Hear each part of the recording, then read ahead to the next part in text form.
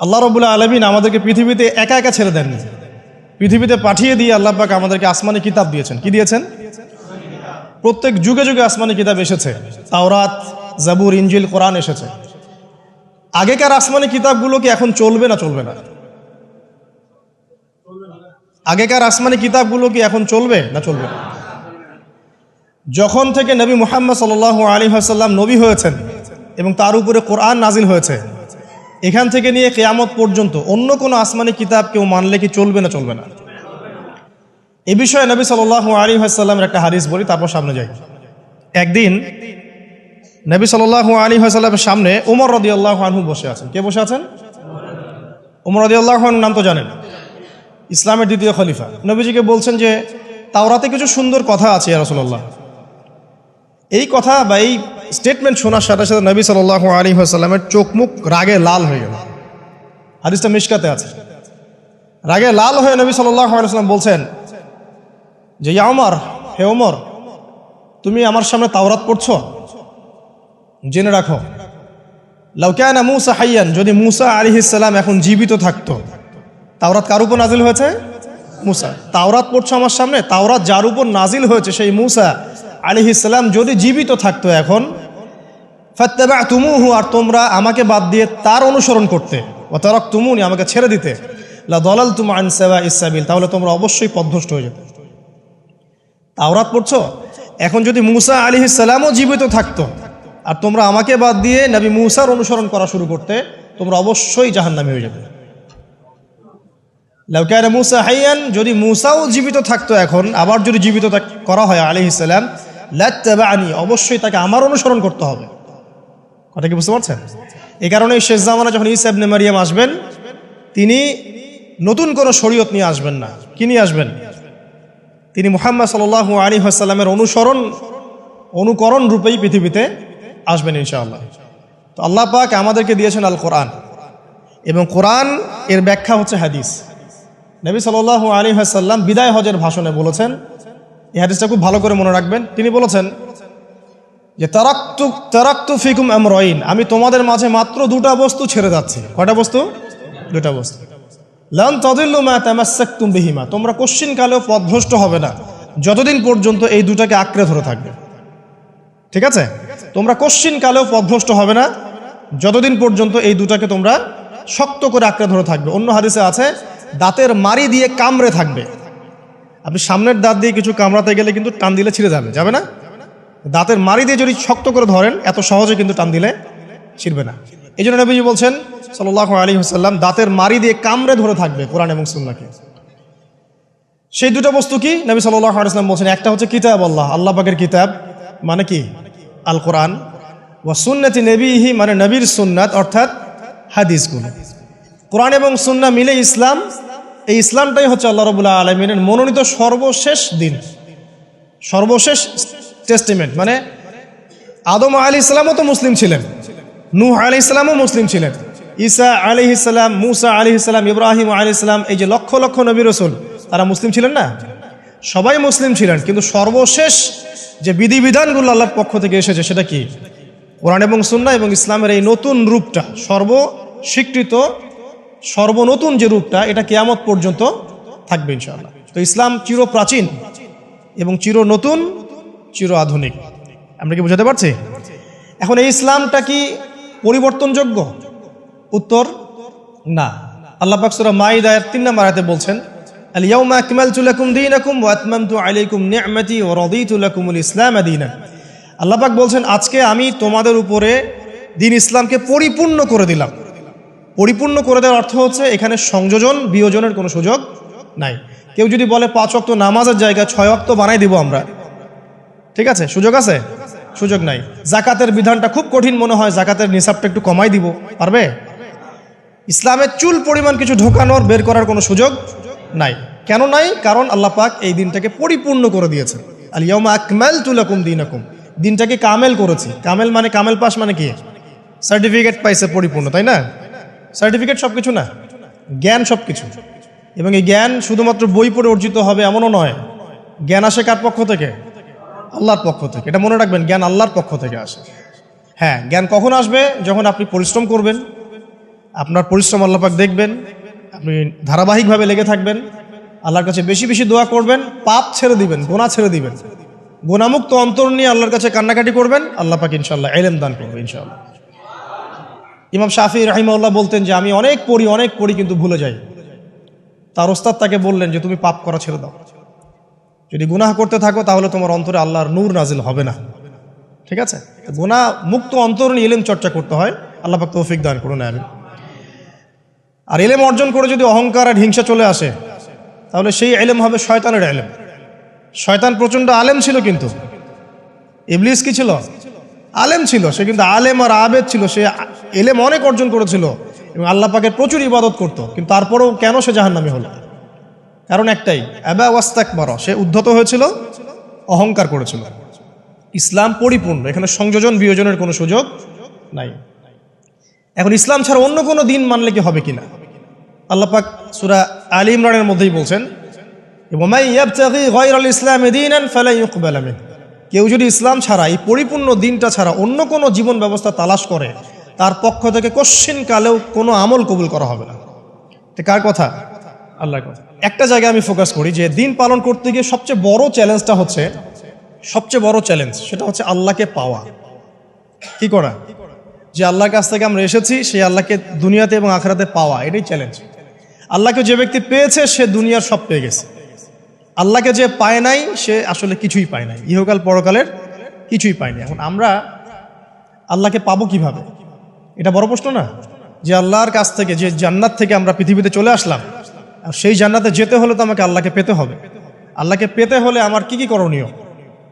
খুব শর্ট করে আমি কয়েকটা পয়েন্টস আপনাদেরকে শেয়ার করছি। 1 নাম্বার, আল্লাহকে পেতে হলে অবশ্যই তার নবী মুহাম্মদ সাল্লাল্লাহু আলাইহি ওয়াসাল্লামকে অনুসরণ করতে হবে। এছাড়া আল্লাহকে পাওয়ার দ্বিতীয় কোনো পথ নাই। আল্লাহকে পেতে হলে অবশ্যই তার নবী মুহাম্মদ সাল্লাল্লাহু আলাইহি ওয়াসাল্লামের আদর্শগুলো জীবনের প্রতিটা ক্ষেত্রে বাস্তবায়ন করতে হবে। চলাফেরা, ওঠা বসা, খাওয়া দাওয়া, ইস্তেঞ্জা করা, মুআমালাত, ব্যবসা বাণিজ্য, অর্থনীতি, সমাজ, রাষ্ট্র, সব ক্ষেত্রে আপনাকে মুহাম্মদ সাল্লাল্লাহু আলাইহি ওয়াসাল্লামের তরিকা, আদর্শটাকে ফলো করতে হবে। তাহলে আপনি আল্লাহকে পাবেন ইনশাআল্লাহ। যে ব্যক্তি আল্লাহকে পেয়েছে সে দুনিয়াও পেয়েছে, আখিরাতও পেয়েছে। যে আল্লাহকে পায় নাই, দুনিয়াও বরবাদ, আখিরাতও বরবাদ। 1 নাম্বার তাহলে কি কাজ? আল্লাহ পাকের সর্বশেষ নবী মুহাম্মদ সাল্লাল্লাহু আলাইহি ওয়াসাল্লামকে অনুসরণ করা, তার আদর্শ মেনে চলা, 1 নাম্বার।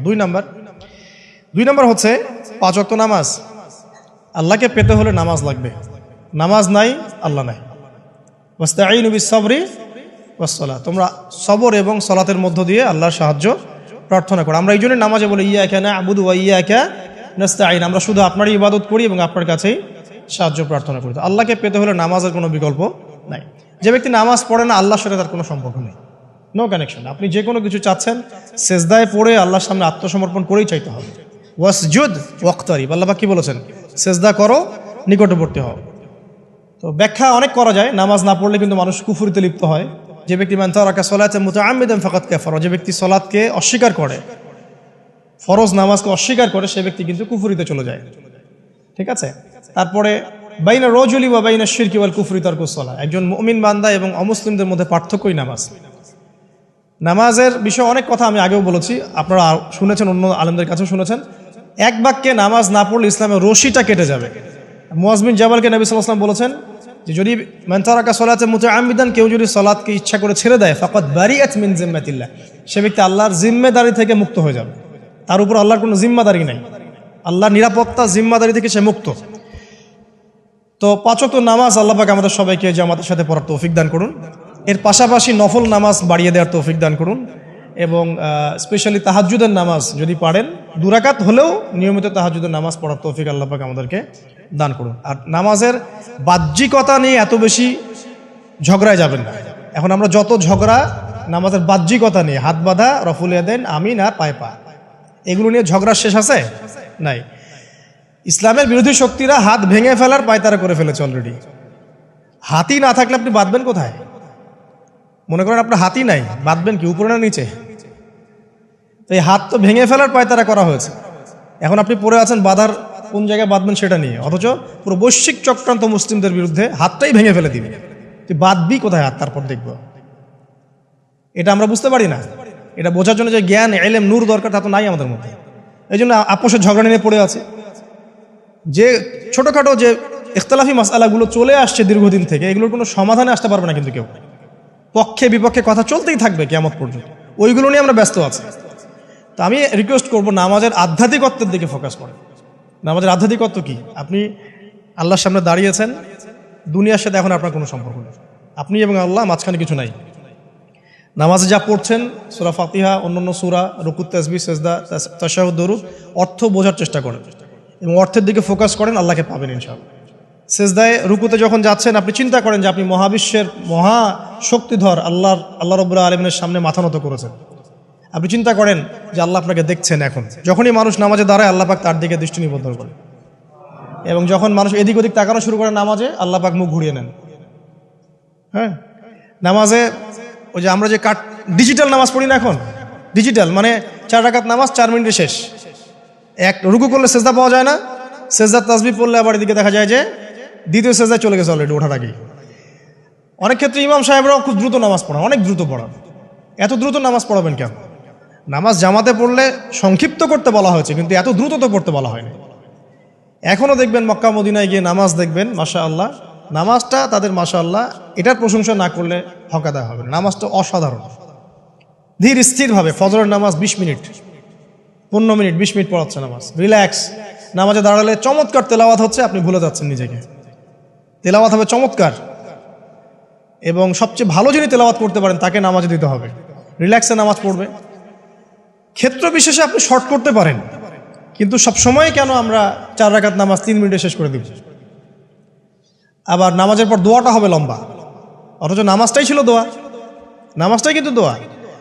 এখন সেজদায় আমরা যদি কান্নাকাটি করতে না শিখি, আল্লাহর সামনে আমি মাথা নত করেছি, এখানে নিজের মনের যত আবেগ, আকুতি, দোয়া, এগুলো আল্লাহর সামনে ঢেলে না দিতে পারি, এই দোয়া কালাম না শিখি, তাহলে তো নামাজের আধ্যাত্মিকত্ব অর্জন হলো না।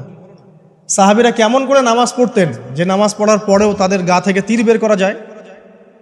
কিভাবে তারা নামাজ পড়তেন? তাহলে নবী সাল্লাল্লাহু আলাইহি ওয়াসাল্লাম কিভাবে নামাজ পড়তেন যে নামাজ পড়ার ফলে তার পা মোবারক ফুলে যাইত? 1 রাকাতে তিনি 4 পারা কোরআন তেলাওয়াত করতে পারলেন কিভাবে? তো তাদের নামাজ আর আমাদের নামাজ, আল্লাহ রাব্বুল আলামিন তার রাসূলের মাধ্যমে একটা হাদিসে জানিয়েছেন যে এমনও অনেক নামাজি আছে, নাউযুবিল্লাহ, আল্লাহ পাক আমাদেরকে তাদের অন্তর্ভুক্ত না করুন, যে নামাজ পড়ার পরে আল্লাহ রাব্বুল আলামিন এই নামাজটাকে ওই নামাজের মুখের উপর নিক্ষেপ করে দেয়, তোমার নামাজের আমার কোনো দরকার নেই। আল্লাহ পাক আমাদেরকে হেফাজত করুন। ধীর স্থিরভাবে পড়েন, রিল্যাক্সে, তাড়াহুড়ার কিচ্ছু নাই। ওয়ামা খালাকতুল জিন্না ওয়াল ইনসা ইল্লা লিয়াবুদুন, শুধুমাত্র আল্লাহর ইবাদত করার জন্যই তো পৃথিবীতে এসেছি। হোক না দোকানটা 5টা মিনিট পরে খুললে কি হবে? হ্যাঁ, জমিতে যান, জমিতে আধা ঘন্টা পরে গেলে কি হবে? যে আল্লাহ পাক আপনাকে বাঁচিয়ে রাখতে পারেন, সে আল্লাহ পাক আল্লাহর পথে সময় দিলে আপনাকে অফুরন্ত রিজিকও তো দিতে পারেন না? আপনি আল্লাহর হয়ে যান, বাকি সব আল্লাহ আপনার দায়িত্ব নিয়ে নেবেন ইনশাআল্লাহ। আপনি নিজে আল্লাহর হয়ে যান, আপনার সব কিছু দায়িত্ব কে নিয়ে নেবে? আল্লাহ নিয়ে নেবে। আল্লাহ পাক আমাদেরকে ধীর স্থিরভাবে আধ্যাত্মিকত্ব অর্জন করে নামাজ পড়ার তৌফিক দান করুন, আমিন। তো দেখুন, আল্লাহকে পাওয়ার সবচেয়ে সেরা মাধ্যম কি? নামাজ। তার আগে বলেছি নবী সাল্লাল্লাহু আলাইহি ওয়াসাল্লামের অনুসরণ। আল্লাহকে পাওয়ার তৃতীয় একটা মাধ্যম বলে দিই আমি, সওম বা রোজা রাখা। অল্প সময় গুটিয়ে নিচ্ছি, সওম বা রোজা রাখা। রোজা কেন আল্লাহকে পাওয়ার মাধ্যম জানেন? কারণ রোজা রাখা অবস্থায় আমরা কিন্তু গোপনে পানাহার করি না, করি? আমরা রোজা রেখেছি, গোপনে কিন্তু পানি খেতে পারি, কেউ দেখবে না। গোসল করছেন, আপনি পানি খেতে পারেন, কেউ দেখবে না। লুকিয়ে লুকিয়ে আপনি কিন্তু খাবার খেতে পারেন, কেউ দেখবে না, বাসায় কেউ নাই দেখার, কিন্তু আপনি খান না।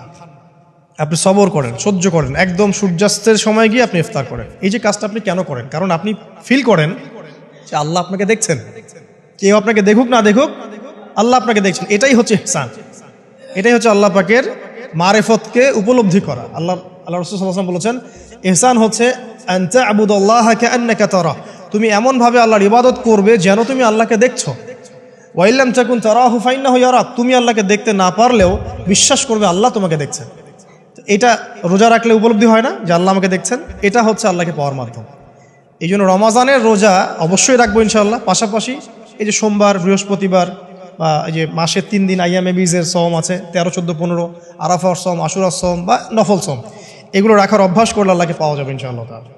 আল্লাহ পাক আমাদেরকে বেশি বেশি সওম রাখার তৌফিক দান করুন, এবং আমাকে আপনাদের সবাইকে বিগত জীবনে আমরা যারা বিভিন্ন সময় সওম রাখি নাই, বা রাখতে পারি নাই, বা বিভিন্ন সালাত পড়ি নাই, পড়তে পারি নাই, এগুলোকে হিসেব করে আদায় করার তৌফিক আল্লাহ পাক দান করুন, আমিন।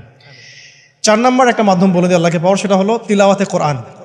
কোরআন তেলাওয়াত যে যত বেশি করবে, অর্থ উপলব্ধি করে পড়বে, সে আল্লাহ পাককে চাক্ষুষ পাবে ইনশাআল্লাহ। মানে আল্লাহ রাব্বুল আলামিন একটা চিঠি দিয়েছেন, মনে করেন আপনাকে, আপনার একজন কথার কথা এক্সাম্পল দিচ্ছি, যে আপনার কোনো একজন বন্ধু আছে অনেক দূরের কোনো দেশে, তা আপনি তাকে দেখেনও নাই, আপনি তাকে চিনেনও, মানে আপনি তার চেহারা দেখেন নাই, তাকে চিনেন না, তার সাথে যোগাযোগের মাধ্যম হচ্ছে আপনার চিঠি বা মেসেজ, ঠিক আছে?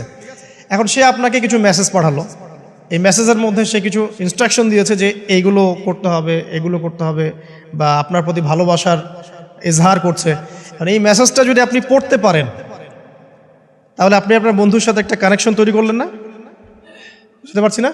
আচ্ছা, এখন সমস্যা হচ্ছে কি, আমরা ওই মেসেজটা পড়তেই পারি না, আমরা তো কোরআনটা পড়তেই জানি না, তাহলে মেসেজটা পাবো কিভাবে? আর যারা পড়তে জানি সেই ভাষাটা বুঝি না। এখন ওই বন্ধু মনে করেন চিঠি লিখেছে বাংলা ভাষায়, আর আপনি বাংলা পড়তে জানেন না, তাহলে কি পারবেন উপলব্ধি করতে তার মনের ভাব, সেই বন্ধুর আবেগ, ভালোবাসা, প্রেম আপনি কি উপলব্ধি করতে পারবেন? লিখেছে সে উর্দু দিয়ে বা ইংরেজিতে, আপনি ইংরেজি বোঝেন না, ইংরেজি লিখতে পারেন না, তাহলে কি আপনি তার চিঠি বুঝতে পারবেন? এখন আমরা যেহেতু আরবি বুঝি না, এই কারণে কোরআনের মধ্যে কি বলেছেন আল্লাহ রাব্বুল আলামিন আমরা উপলব্ধি করতে পারছি। আমি কি বুঝাতে পারছি? তো কোরআন শুধুমাত্র তিলাওয়াত করা যথেষ্ট নয়। তিলাওয়াত করলে আপনি প্রত্যেক হরফে 10 টাকা পাবেন, কোনো সমস্যা নাই, কিন্তু ওই মেসেজটাকে উপলব্ধি করতে হলে আপনার অর্থটা জানতে হবে। অর্থ জানলে পরে আপনি দেখবেন আল্লাহকে আপনি চাক্ষুষ সামনে পাচ্ছেন ইনশাআল্লাহ। আপনি হতাশ হয়েছেন, হতাশা দূর করার জন্য সূরা আছে কোরআন। বিপদে পড়েছেন, বিপদ দূর করার সূরা আছে কোরআন। আপনার রিজিকের সমস্যা কাটানোর সূরা কোরআনে আছে। কোনো হাজতের প্রয়োজন, সূরা ইয়াসিন, হাজতের সূরা চলে আসে। অসুস্থ হয়েছেন, শেফার সূরা কোরআনে আছে। বা কাউকে জিন টোনা করা হয়েছে, বান টোনা করা হয়েছে, ওর শেফাও কোরআনে আছে। এমন কোনো বিষয় নাই যেটা আল্লাহ রাব্বুল আলামিন কোরআনের মধ্যে নাজিল করেন নাই। ব্যবসা করতে চান, কোরআন কথা বলবে, ঠিক আছে? আপনি সামাজিক বিষয়ে ডিল করতে চান, সূরা হুজুরাত কথা বলবে। আপনি ইতিহাস ভালোবাসেন, কোরআনে ইতিহাস দিয়ে ভর্তি করা আছে। আপনি কাব্য ভালোবাসেন, কবিতা পড়তে ভালোবাসেন, কোরআনের মধ্যে কবিতা দিয়েও ভর্তি আছে। আর রহমান আল্লামাল কোরআন খালাকাল ইনসান, এখানে ছন্দ আছে না? প্রত্যেকটা ছন্দ, ওয়ান নাজমি ইযা হাওয়া মা দাল্লা সাহিবুকুম ওয়া মা গাওয়া ওয়া মা ইয়ানতিকু আনিল হাওয়া, ছন্দ আছে না? আপনি উপন্যাস ভালোবাসেন, কোরআনে অনেক উপন্যাস আছে, যা চান তাই পাবেন কোরআনে। এক কথায় আপনি আল্লাহকে পাবেন কোরআনের মধ্য দিয়ে। কোরআনের সাথে যার সম্পর্ক যত বেশি, আল্লাহর মারেফত সে তত বেশি পাবে ইনশাআল্লাহু আজ্জা ওয়া জাল। 4টা বলেছি না? 5 নম্বর হচ্ছে হজ উমরা করা। হজ উমরা আল্লাহ পাক আমাদের সবাইকে বেশি বেশি করার তৌফিক দেখ। হজ এবং উমরা এমন কিছু কাজ আছে যে কাজগুলো সরাসরি আপনার সাথে আল্লাহ পাকে কানেকশন করা হবে। আরাফার মাঠে যাবেন, ওই মাঠে কি কিয়ামত হবে না? আল্লাহকে চিনতে পারবেন এখানেই। তারপরে যে সাই করেন না, সাফা মারওয়া সাই করে, ওখানে গেলে আপনি বুঝতে পারবেন যে কিভাবে ইসমাইল আলাইহিস সালামকে পানি দেওয়ার জন্য তার মা হাজরা এখানে দৌড়াদৌড়ি করেছে। বাইতুল্লাহ দেখবেন, আপনি চিনবেন যে আল্লাহর তাওহীদ কি জিনিস। চোখে দেখার সাথে সাথে আপনার ভিতরে এমন একটা ফিলিংস আসবে যেটা ভাষায় প্রকাশ করা যাবে না। চোখে দেখার সাথে সাথে এমন একটা ফিলিংস আসবে, আপনাকে আমি এটা ভাষায় প্রকাশ করে বোঝাতে পারবো না। আপনি জানবেন ইব্রাহিম আলাইহিস সালাম এবং তার ছেলে ইসমাইল আলাইহিস সালাম বাপ বেটা মিলে রাজমিস্ত্রির কাজ করেছে। এটা আপনি জামজাম কূপ দেখবেন, পানি পান করবেন, আল্লাহকে চিনতে পারবেন যে এই কূপ তো অলৌকিক, এই কূপের মতো কূপ নাই পৃথিবীতে, এর পানি কখনো শেষ হয় না, এবং এই পানি খেয়ে মানুষ বেঁচে থাকতে পারে, খাবারের দরকার হবে না। দীর্ঘদিন পর্যন্ত এই পানি খেয়ে মানুষ বেঁচে থাকতে পারবে, খাবারের প্রয়োজন হয় না। তো এই পানির মধ্যে এমন কিছু উপাদান আছে যেটা মানুষের শরীরের রোগগুলোকে শেফা দিয়ে দিবে ইনশাআল্লাহ তাআলা আল্লাহর হুকুমে। তো প্রত্যেকটা কাজে রাসূল সাল্লাল্লাহু আলাইহি ওয়াসাল্লাম শহরে গেছেন মদিনায়, ওই মদিনার বাতাসটা আপনাকে বলে দিবে যেটা এটা একটা অন্যরকম শহর, ঠিক আছে? রাসূল সাল্লাল্লাহু আলাইহি ওয়াসাল্লামের রওজায় যাবেন, সামনে দাঁড়াবেন, আপনি আল্লাহকে চিনতে পারবেন। আপনি আর পৃথিবীতে থাকবেন না, অন্য জগতে চলে যাবেন। ওই যে বাকিউল গারকাত আছে, সাহাবীদের কবরস্থান জান্নাতুল বাকি, ওখানে ঢুকবেন, আপনার কাছে মনে হবে যে পৃথিবীটা আসলে কিছুই না। পৃথিবীর সবচেয়ে সেরা মানুষগুলো এই মাটির নিচে শুয়ে আছে, ওখানে আপনাকে খুবই তুচ্ছ মনে হবে তাদের সামনে। এই যে মানে বিভিন্ন জায়গায় গিয়ে আল্লাহকে চিনতে পাওয়া, এটা সবচেয়ে ভালো হয় হজ এবং উমরাতে গিয়ে। আল্লাহ পাক আমাদেরকে তৌফিক এনায়েত করুন, আমিন। তো এটা একটা আল্লাহকে পাওয়ার নিদর্শ। যাদের হজ ফরজ হয়ে গেছে অবশ্যই হজ করে ফেলবেন, আর যাদের সামর্থ্য আছে তারা বেশি বেশি উমরা করবেন। নবী সাল্লাল্লাহু আলাইহি ওয়াসাল্লাম বলেছেন, এক হজ পরের হজের মধ্যে যত গুনাহ মাফ করিয়ে দেয়, এক উমরা পরের উমরার মধ্যে যত গুনাহ সেগুলোকে মাফ করিয়ে দেয়। আল্লাহ পাক আমাদেরকে এই আমলগুলো করার তৌফিক ইনায়াত করুন। 6 নাম্বার বলছি জিকির, আল্লাহ পাকের জিকির বাড়াতে হবে। যে আল্লাহ পাকের জিকির যত বেশি করবে সে আল্লাহ পাকের মারিফত তত বেশি উপলব্ধি করবে, আল্লাহকে পাবে ইনশাআল্লাহ। আর এই জিকির করার জন্যে অজুও শর্ত নয়, জানেন? আল্লাহর জিকির করার জন্য কিন্তু অজু শর্ত নয়। আপনি মনে মনে চলতে ফিরতে অলওয়েজ সুবহানাল্লাহ, আলহামদুলিল্লাহ, আল্লাহু আকবার, লা ইলাহা ইল্লাল্লাহ, আস্তাগফিরুল্লাহ পড়তেই থাকতে পারেন। কষ্টের কিছু আছে? খালি জবান চলবে, খালি জবান চলবে। মাঠে কাজ করছেন, ওই যে লাঙল দিয়ে কাজ করছেন, সেচ দিচ্ছেন, আপনি পড়তে থাকবেন আস্তাগফিরুল্লাহ ওয়া আতুবু ইলাইহি, লা হাওলা ওয়ালা কুওয়াতা ইল্লা বিল্লাহ, সুবহানাল্লাহ, আলহামদুলিল্লাহ, লা ইলাহা ইল্লাল্লাহ, আল্লাহু আকবার। কোনো সমস্যা? কোনো সমস্যা নেই। রান্না বান্না করছে মেয়েরা, এটা করতে করতে পড়তে পারবে না? গাড়ি ড্রাইভ করছেন, ড্রাইভ করতে করতে আপনি পড়তে পারবেন লা ইলাহা ইল্লাল্লাহ ওয়াহদাহু লা শারীকা লাহু, লাহুল মুলক ওয়া লাহুল হামদু ওয়া হুয়া আলা কুল্লি শাইইন কাদির। যে কোনো কাজ করতে করতেই ইল্লাল ইস্তিনজা, ইস্তিনজা বাদ দিয়ে। ইস্তিনজা কি জিনিস? প্রসাব পায়খানা। এই সময় এগুলো মুখ দিয়ে বলবেন না, দরকার নাই। আপনি এখানে এরপরে যে সময়গুলো আছে এগুলোতে আপনি জিকির বাড়াবেন। যে যত বেশি জিকির করবে তার কলব তত বেশি পরিচ্ছন্ন হবে। যার কলব যত পরিচ্ছন্ন আল্লাহর নূর তার কলবে তত বেশি আসবে, সে আল্লাহ পাকে তত কাছে পাবে ইনশাআল্লাহু আযজা ওয়া জাল। 7 নাম্বার দোয়া ইস্তেগফার বাড়িয়ে দেয়া। আল্লাহর কাছে বেশি বেশি দোয়া করতে হবে। দোয়া বাড়িয়ে দেন। দোয়ার জন্য হুজুর ডাকতে হবে না, দোয়ার জন্য আমাকে ডেকে বাসায় খাওয়ানোরও দরকার নেই। আপনার দোয়ার জন্য আপনি যথেষ্ট। নামাজে দাঁড়ান, নামাজে সেজদায় দোয়া করেন। নফল নামাজ পড়েন, নফল নামাজে সেজদায় দোয়া করেন। নামাজের পরে হাত তুলে দোয়া করেন প্রয়োজনে। নামাজে সালাম ফেরানোর আগে দোয়া করেন। যে কোনো ভালো কাজ করেছেন তারপর দোয়া করেন, ঠিক আছে? কোরআন তেলাওয়াত করলেন, দোয়া করেন।